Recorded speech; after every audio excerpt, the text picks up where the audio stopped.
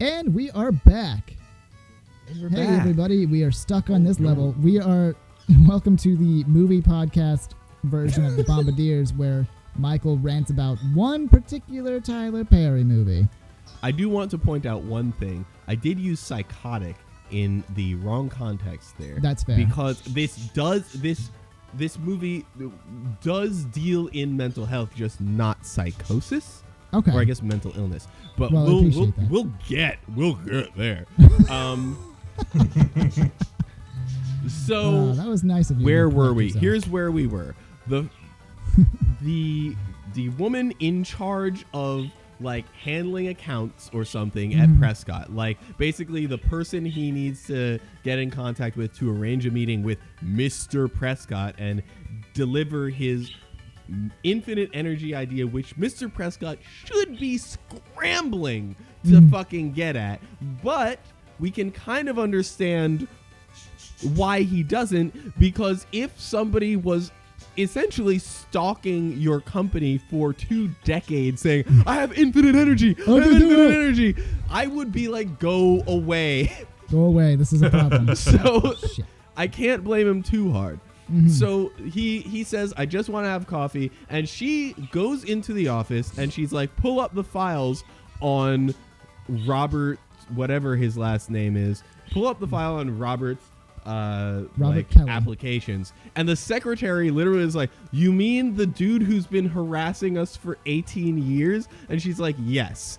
Did I stutter? And she's like, no, fine, I'll do it. And she's looking at these. Let me do a quick aside. This dude has been submitting video essays as his applications the whole time, which no fucking wonder. They're like, it's just like a dude who's like, I have a physically impossible solution, and let me show you in this little YouTube thing that I'm sending you right now. It's like, of course not. You're a conspiracy theorist. Anyway, so she's watching them, and she's like, oh, these are pretty good. But she does chat with him, and she goes into the truck, and this is not adequately explained for whatever reason. But through, like, completely legit means, her wallet winds up being left in his truck. Because at this point, to make money, he's driving like a delivery truck, okay? Okay. And so then 2 things happen on the same day. While in the middle of a delivery for a big client, and he's driving for like the family company, like with her sister's husbands, okay? It's a big client, and he's got to make this delivery. And it's like 9:30, and they need it by 11, and he's stuck in traffic. He gets a call, and they're like, Prescott has seen your research. He wants to meet. Can you be here by 11:30? He's like, oh God. Oh, I have to man. make the decision between fucking over these people and like completing this delivery, but missing out on my dream. And he's like, I'm going to follow my dream. So he goes and he like suddenly about faces and drives home. No. And dang it, Andrew. At the same time, the sisters show up at Taraji's work. I like that we're on a And first name basis with her legendary name's actress. Melinda in the movie, but it literally doesn't matter. And they're I like, like how this movie was so sucky, but you can remember every like. I know. I just would have been like, oh, it's just her sister. I don't even remember her name. Mind. It's burned into my mind. Is it? They're like, girl, we found this girl's wallet, and you know it's got her ID, and she still remembers the name of the girl he cheated with, and it's like, it's her. What? And she's like, ooh, he's cheating again with the same girl. Oh, which, like, in fairness, it's a hell of a coincidence. It is. And he doesn't help Yeah. anything, because she goes to the house to confront him when he's picking up his prototype to bring over there. And she's like, are you cheating on me? And he's like, baby, I can explain everything, but right now I gotta go. And he just fucking walks out the door. And she doesn't bother chases him calling and her starts about it. beating him up for the second time in their relationship on their front lawn. She's like smacking him up, and he's like, get off of me. She like steals the keys from him, and he's like, I need those for the future. And he like pushes her over trying to get them. The sisters show up, And this is a great scene because the sisters, at first, they think he's assaulting her. And so they're like, get off of her. And they like pull them apart. But then they very quickly realize that she is like rabidly attacking him. And so they pull her away. And she's like, let go of me, let go of me, let go. And they like drag her. And they like, the camera follows as the sisters drag her all the way across the front lawn. And then as she...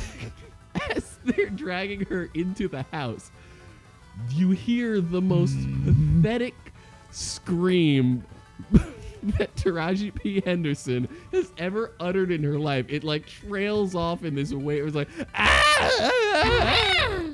And just like fades off. And I'm like, what was that supposed to convey?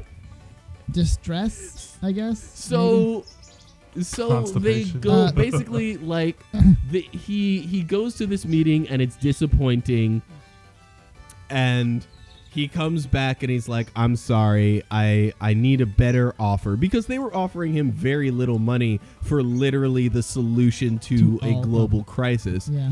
And she was like, I'm divorcing your ass. And he's like, seriously? And she's like, you know what I can be. You know I can be the motherfucking devil. And he's like, he should have been like, yes, actually, I've been dumb. But he was like, that's I'm so sorry. Please take me back. Please, please. And she's like, no. And he's like, okay, well, I'll go. And so then he's homeless for a while, and he's taken in by the woman that he cheated with that one time. And like they fall in love. And then Prescott turns around and is like, oh, wait. Was that, I just looked at the stuff again. It's literally the best thing that anyone has ever come up with in human history. So by fucking over that delivery, he did like lose them the mortgage on like her mother's house. Wow. And fuck over the company and all of this stuff. And so everyone in the family was pissed at him, which is like, okay, fair. And so there's this moment like after Prescott turns around, where he shows up at her work and she's like, I told your trifling ass I'm done with you. And he's like, I get it. I totally understand. I'm so sorry about everything. But also, here's 1, some flowers. 2, the deed to your mother's house back. And 3, $10 million on top of that, just to say I'm sorry. And then but I totally understand. We aren't getting back together. I'm not trying to convince you. I just wanted to apologize and make things right. And he gives her a kiss on the cheek and leaves. And she is like stunned.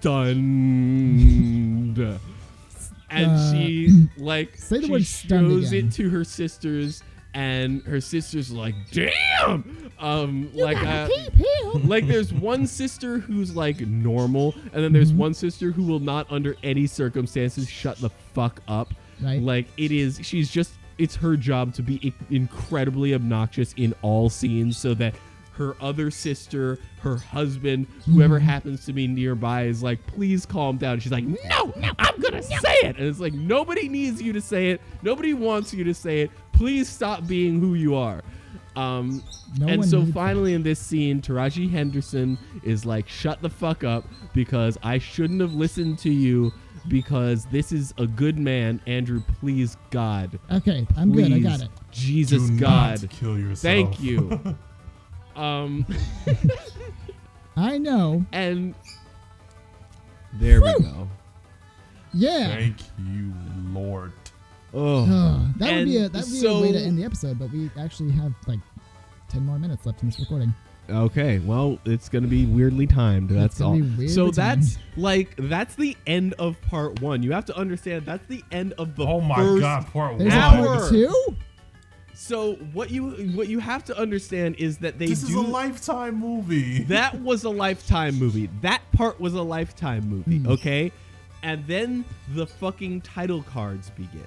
So there is one title card that they include in the trailer. It's like, it says the title of the movie, Acrimony, and then it'll start flashing in like thesaurus synonyms.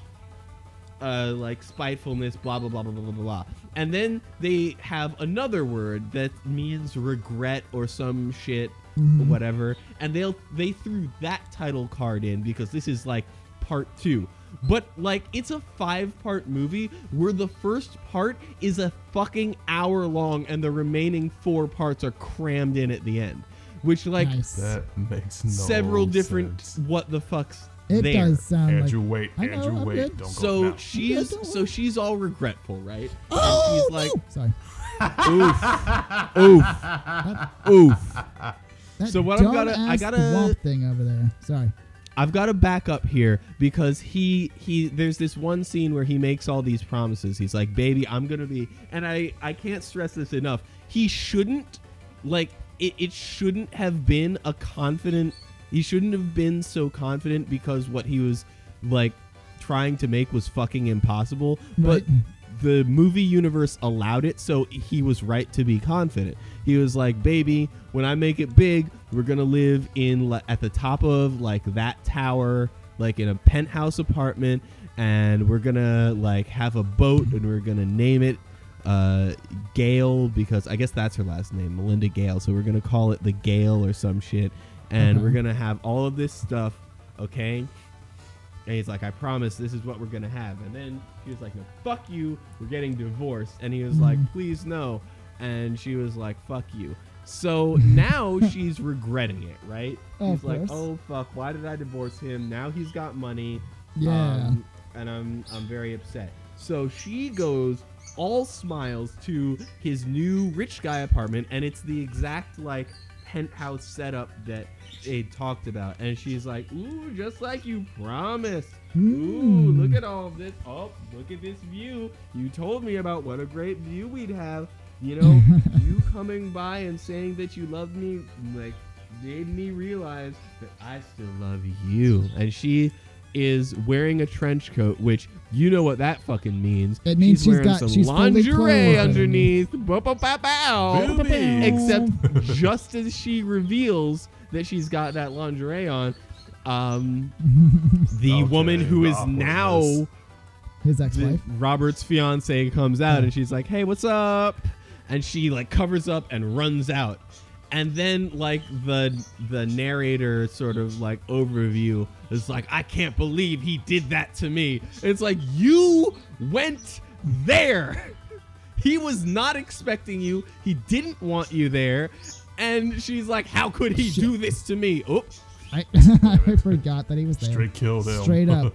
And Don't tell me. So this is, I think around here is the point. Like, oh, no. Because Ray she was like, please do, what the fuck? Oh, Ray was like, please do talk about this. So she takes up, as after this event happens, she's driving really fast. She's complaining about how he humiliated her and how he gave this woman the life that he promised her, like completely ignoring that she divorced him, even though he pointed that out at a different point. Also, like, she you divorced me. try to kill him. Like, yes. Yeah, that should have been a deal breaker from the start, but he was dumb and she was dumb, so whatever. Anyway, so she takes up 2 hobbies at the same time. 3, if you count papering over her lights so that they're all red in her house. The house that he bought her in addition to giving her $10 million. And I gotta say, this is what happens next is partially his fault, because he basically sets her up so she never has to work again. And so she's free to pursue her craft project, which is papering over all of the lights in her house so that they're all red. And just buy red lights. Nope. She just puts red paper over her lights and everything is red. And that provides like the correct mood for her to dance like she's performing some sort of blood ritual. She's sort of like shaking around, wiggling around to Nina Simone. I won't even talk about the Nina Simone nonsense that happens. I won't even discuss it. You can't make me. It's a recurring theme for no reason, and it's bad. But she's dancing around to Nina Simone. Those are 2 hobbies she's taken up. The third one is cyberbullying, because now What? on the That's unspecified social media that this guy is posting his millionaire antics on, she's just saying like, watch your back, I'm gonna bust a cap in you, and this kind of stuff. And it pops up the different messages she's sending. At another point, the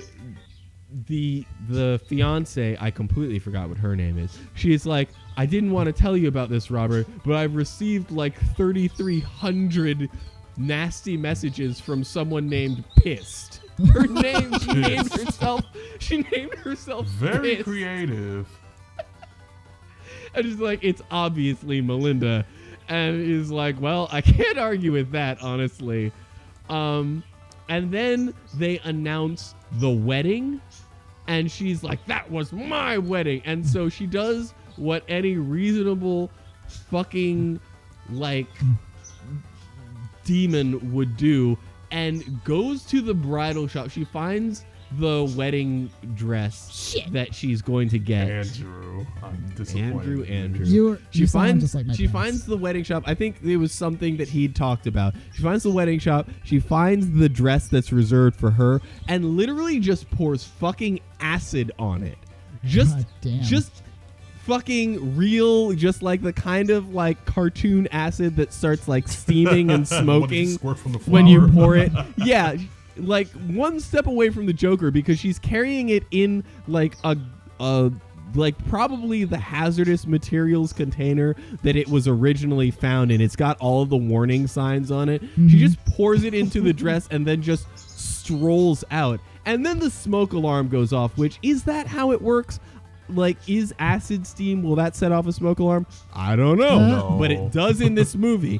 And that brings you back to the beginning of the movie, because that act is what like causes the restraining order to be enforced. Okay. Like, you can't, or like, I think she already had the restraining. Understand that I'm skipping a fuck ton of bullshit nonsense in It's this okay, movie just- that you'd have to watch to It's appreciate. fine. Get it But, out of your like, system, because we she can't already bring had this into she movie already guide. had a restraining order. What did you say? Said get it out of your system because we can't bring it into Move or Die. That's true. She already had a restraining order. They were like, you're not taking this restraining order seriously. Please do that or you're going to jail. and then Shit. also I'm giving you mandatory anger management counseling. Please have therapy. And that takes us back to the beginning of the movie where she's like, so do you see what this man did to me? And the therapist is like, have you considered looking at this a different way? That maybe this is not at all how anything went, and that you are like coming at it at a completely... Have you ever heard of... This is an actual question she asked. Have you ever heard of borderline personality disorder? And Melinda's like, fuck you. You don't believe me. You're just like everyone else, and walks out. Here's what I want to point out about this. Okay? The point of this is that that Melinda is she actually does have borderline personality disorder, and that's what's driving her to do all of these things. Right. And this is why I wanted to specify about psychosis earlier, because it is sort of like the whole driving force between her being an absolute monster is, oh, she actually has BPD. No, though. I am good friends with at least 2 people who have BPD, and it does not make you an irredeemable shit monster of a human being. This woman is horrible to literally every single person in her life. She has no redeeming qualities. It is an absolute marvel that anyone, let alone that delicious, scrumptious snack of a man, falls in love with her. Okay? It makes... I like that this is a recurring thing, is that he's a snack. He's a snack. He's a legit It's snack. canon. He is a canonical It's canon. snack. And like, so he meant he instead of like being like, oh, this is a portrait of like, you know, a struggling like family Done. struggling spouse with BPD. It's Finally. like, yes, good job, Andrew. Please fucking save Andrew. Fucking save state. I There it swear to is. God, if There it you love, fucking thank is. you, thank you. Thanks for So watching, he just- everyone. Like, Thanks for comment, and watching. fucking subscribe. BPD doesn't automatically make you a monster, and fuck Tyler Perry. Remember to like, comment, and subscribe, and we will see you guys in the next episode. If we ever actually do a fucking next episode. Woo! Bye. Michael, I hope you know what you've done, right? What you've done to yourself, because this entire rant, Yes. I'm gonna need you to make an animatic for it. Oh my God. That's gonna be a Patreon bonus.